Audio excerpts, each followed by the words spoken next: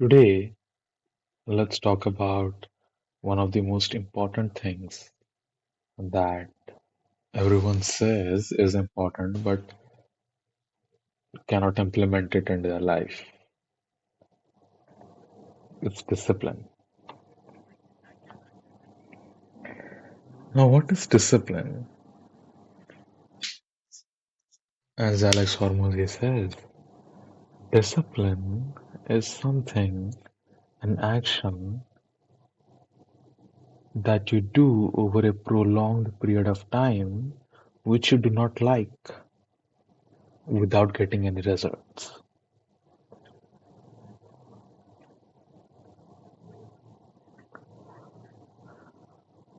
So I've got no pen and paper with me, so this is just me talking raw and real.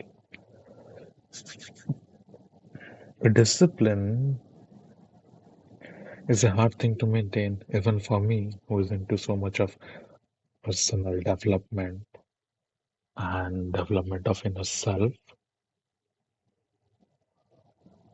But it's one of the most important things that can make you or break you. I mean, there are times when there are lows and there are times when there is high. Let's take example of me going to the gym. There were some times when I used to go to the gym no matter what, and there were times when I used to just skip it because it was inconvenient and inefficient. What may be the reason? The thing is, I skipped it. Did I utilize my time well? Probably. Could going to the gym would have made me better? Maybe. I don't know because I did not do that. But maintaining a discipline is one of the most important things that you could ever do as a human because you are a dynamic creature, you are a chaotic creature. Today's world is filled with chaos. We have got Instagram, you have got Facebook, you have got reels and everything that can just clutter your mind and derail you from whatever you are doing, from your actions. But you have to just bring an order into life, and that order is the discipline.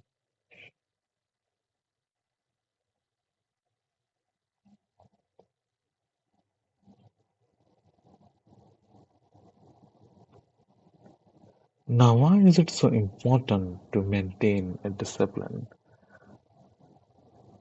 Let us think about it from a perspective.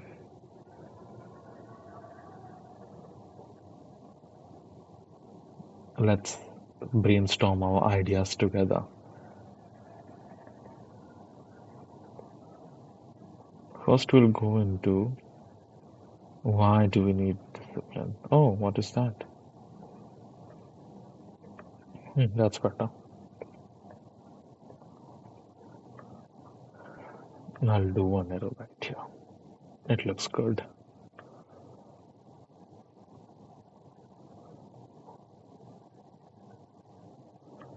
Discipline basically is actions and consistency. I could have put it over consistent action.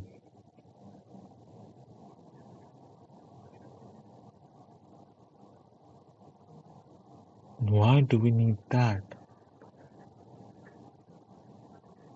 Now, here comes an important thing about seamlessness. You know, when people tell you that to be successful, you need to be seamless with what you want.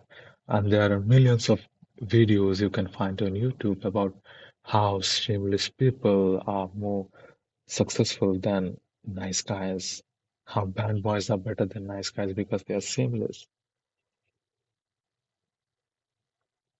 So that's one of the tactics of selling someone your product. You have to be shameless.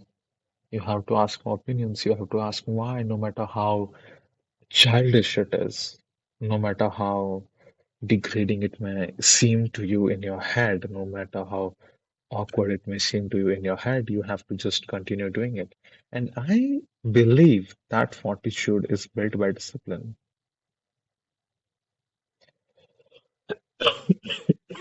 Excuse me.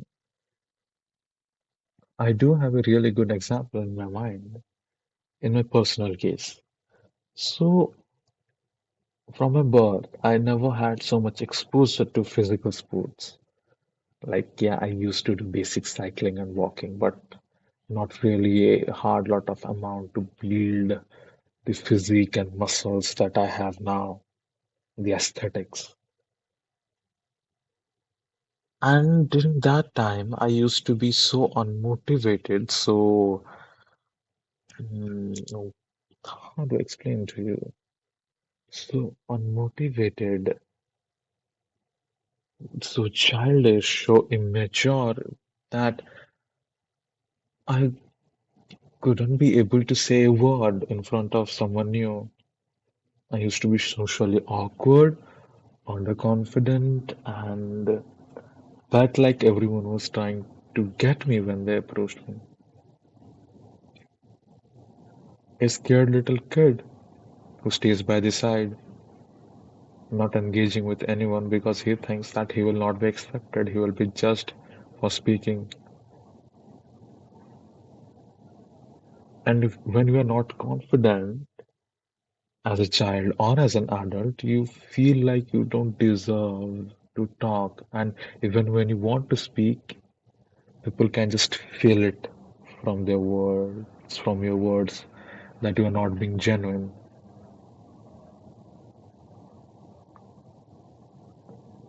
And they do not respond to you how they should. They do not understand you. They do not understand your intentions. And that creates a loop of you being misunderstood and you becoming more and more underconfident. It could be the upbringing, but let's put the blame on myself first instead of blaming everything. Maybe it was my upbringing, but what can we do now? Then, one thing that clicked inside my head was one afternoon I was sitting in a chair. So our house was had two bedrooms. It was a pretty big house. We had a backyard with mango trees and lots of vegetables growing in it. And I remember it was a summer evening and I was sitting under that mango tree. You get that smell from that mango, of those raw mangoes, the citrus smell. And I had a cousin brother. He was quite athletic. He came to me and I'm sitting there. I still remember I'm sitting in the chair leaning back without my shirt because I was a little kid, like I was around 13, 14, and I was overweight, so I had a lot of chest fat hanging when I was sitting. Fat people can relate. And he came to me and with his big hands, he started just slightly punching those fats. And he was like, "What is this? Are you a girl?" And during that time, being called a girl was demeaning for a guy who is going through his puberty, who wants to show his manliness to everyone. He has got testosterone running around his body. And that just flicked the switch in me. And I was like, okay, we need to do something about this. Then it was the whole freaking journey. I downloaded those 30 days fat loss challenge apps and belly fat burn workouts.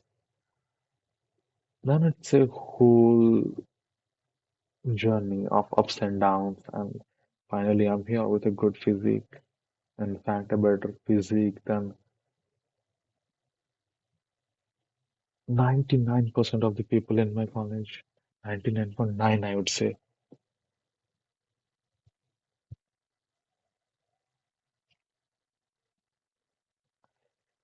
I mean, my college would be a pretty bad mm, comparison, but whatever.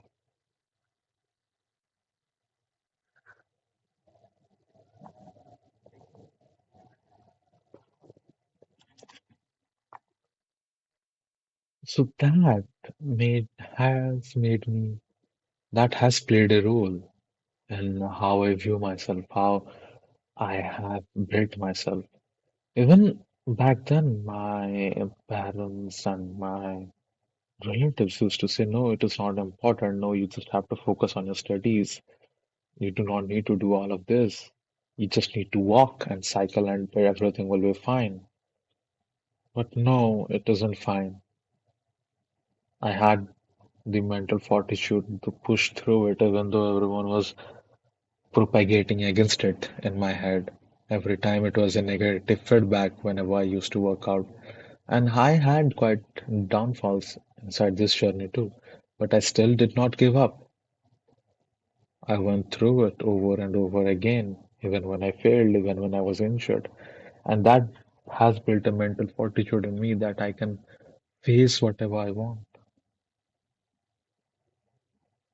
I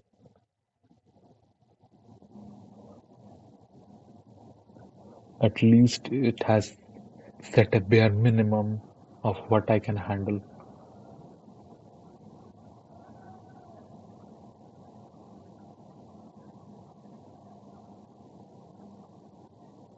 So I think that discipline is very important. Discipline is very important if you want to succeed.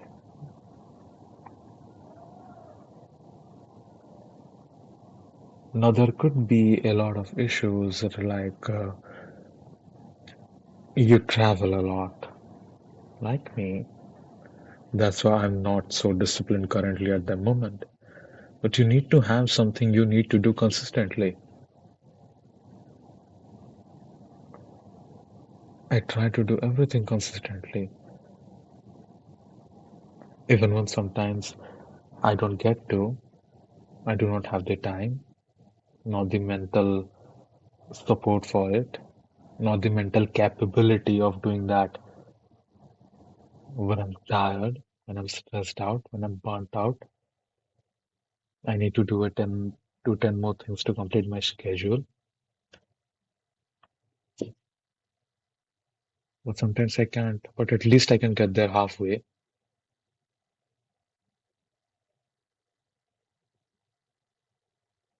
And isn't that more important than doing just nothing?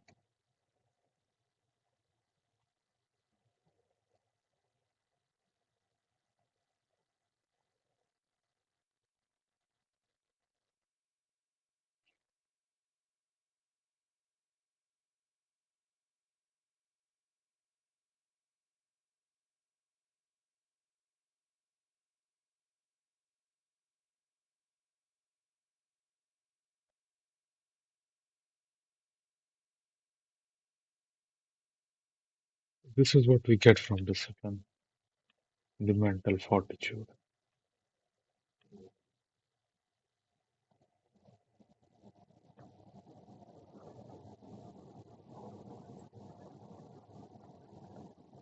And how do you get through life, which is so unpredictable and so dynamic, by being such a little duck, by being such a little deer who is scared of everything uncertain?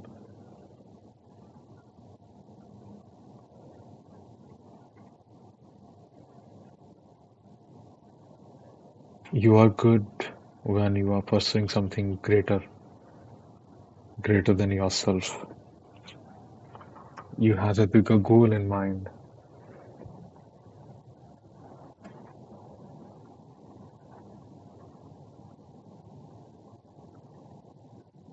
That is what keeps you going when everyone is against you. Excuse me.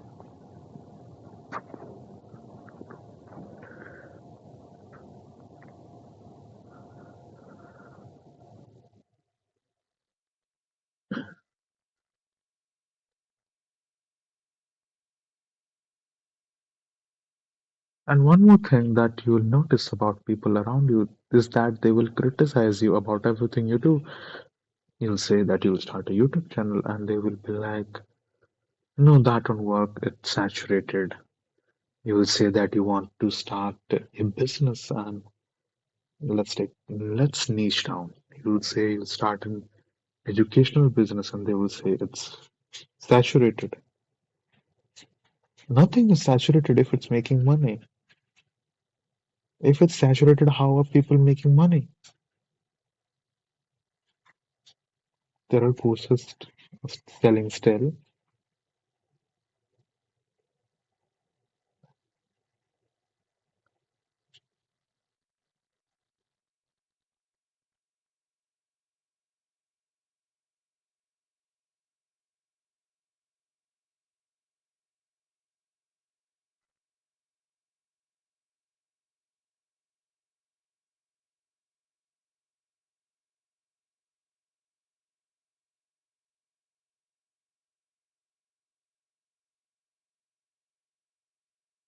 And another thing which probably is one of my bigger weak point is distraction.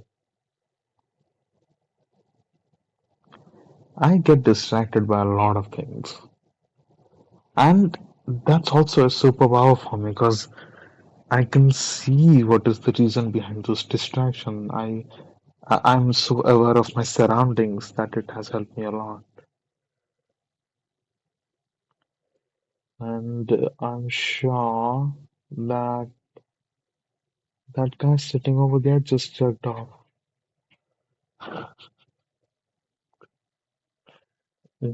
Goodness me. Whatever happens in boys' dorm room.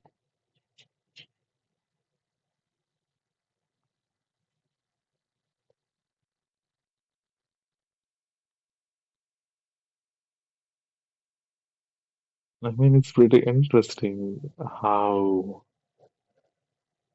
oppressed guys are when living in their dorms, especially in a country like India.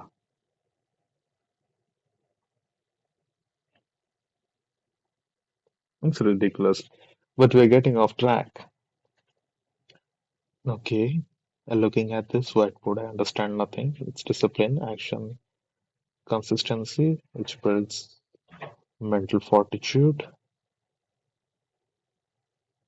And we discussed about how mental fortitude is important for various situations in your life to get through the uncertain things in your life.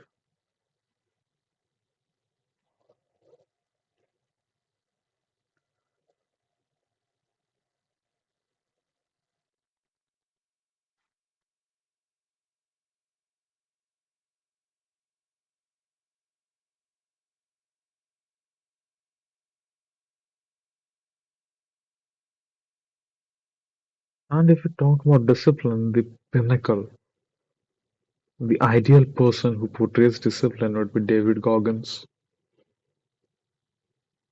who's gonna carry the boot, who's gonna carry the logs.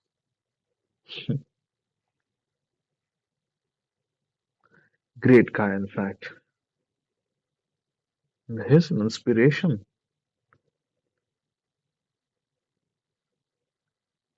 But most people aren't built like that. The amount of mental fortitude you need to just run for that amount and in that headspace is crazy.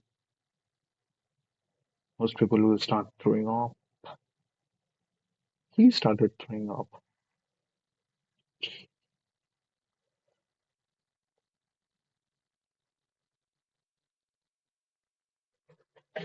He's something to be inspired from, but he's not something that someone is just living their life in whatever way they want should be striving towards achieving because they are going to disappoint themselves.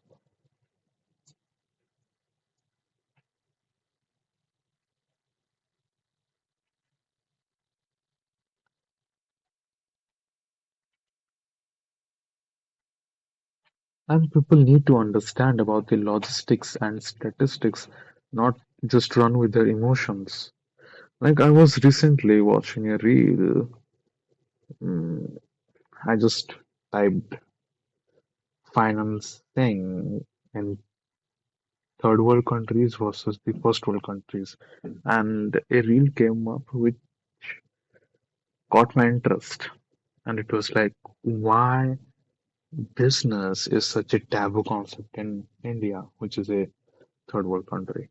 And the guy explaining said the difference between India and US is in India, you will do a delivery service and you're gonna get paid so less that you cannot even pay rent, good rent, and even feed yourself and do the normal things you would. You have to live in the bottom rail of the society.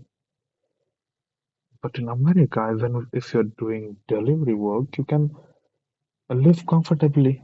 You can live with enough.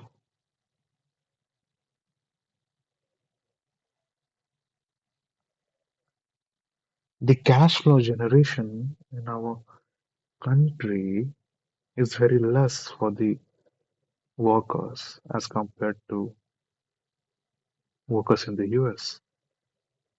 Even when they get fired, they get laid off, they will do bartending or they will do delivery work and they will be fine, but you won't. So you must look at the logistics if you are from a third world country. You must look at the surroundings around you and then take a step ahead.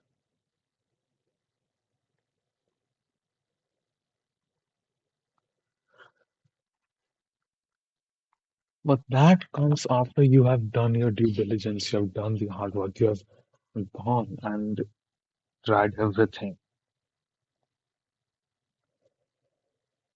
You cannot be talking about these advanced concepts when you are a beginner. When you are playing badminton, the first thing is not to learn how to do a smash. The first thing is the footwork and actually to hit your bat to the shuttle.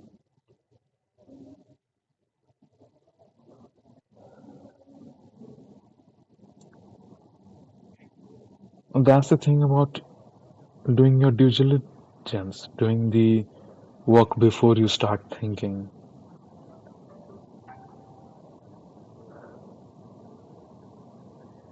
There is an interesting concept. Actually, I'll tell you guys a story.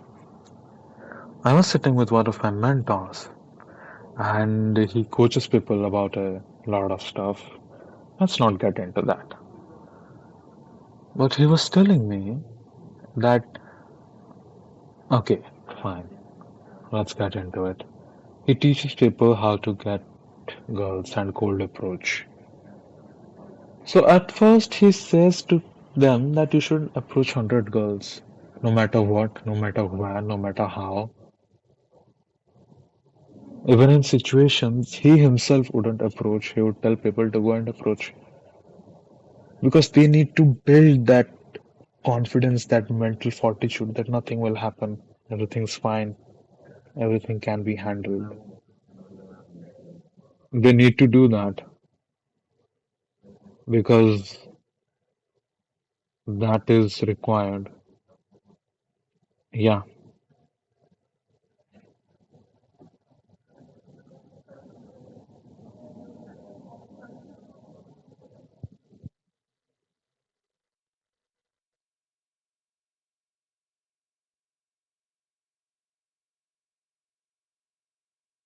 you cannot be thinking about all of those things before doing anything, doing your hard work.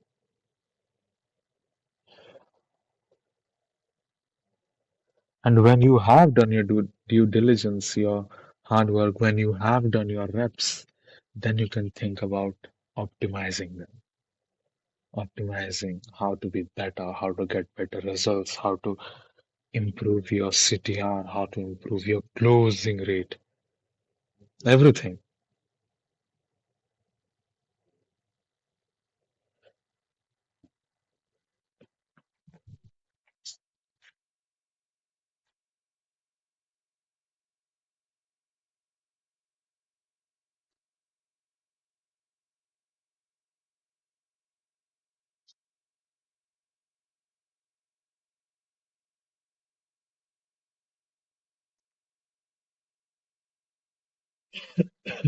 Excuse me.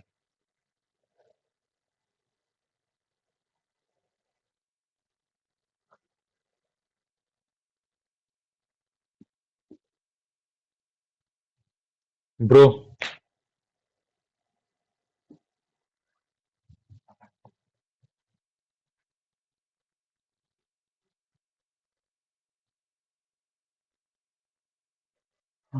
well, my roommate was kind of shouting. Sorry about that. Hmm. The disadvantages of creating videos when you have freaking roommates who talk to their girlfriends at night or sex chat with them.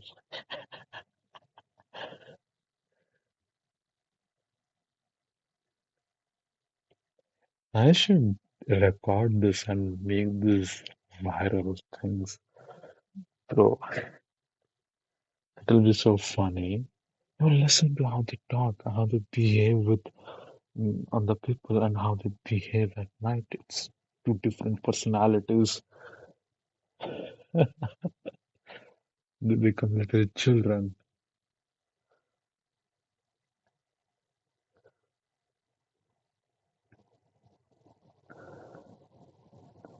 They will be walking around in the evening and they will see 10 couples talking to each other being cute, and they will be like, yuck, that's cringe.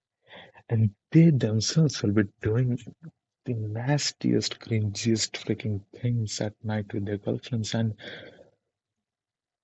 on call, not even in person, on call. But it wouldn't matter to them.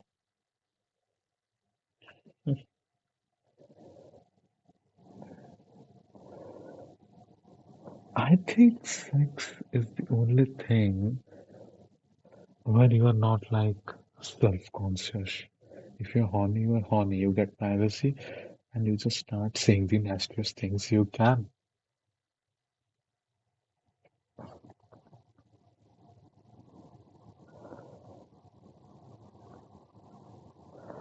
The guys are just we are wired differently.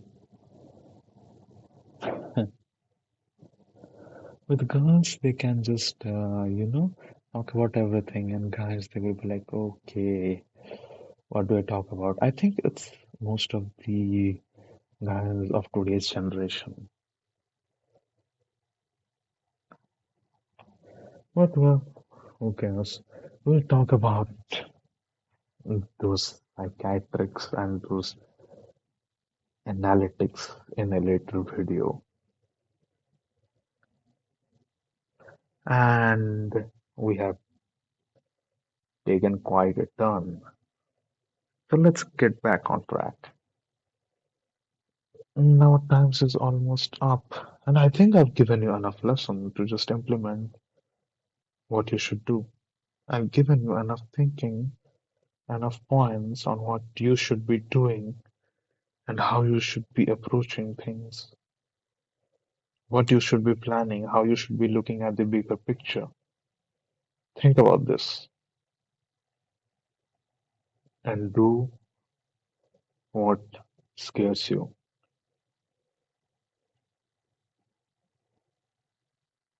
That's it. Bye bye.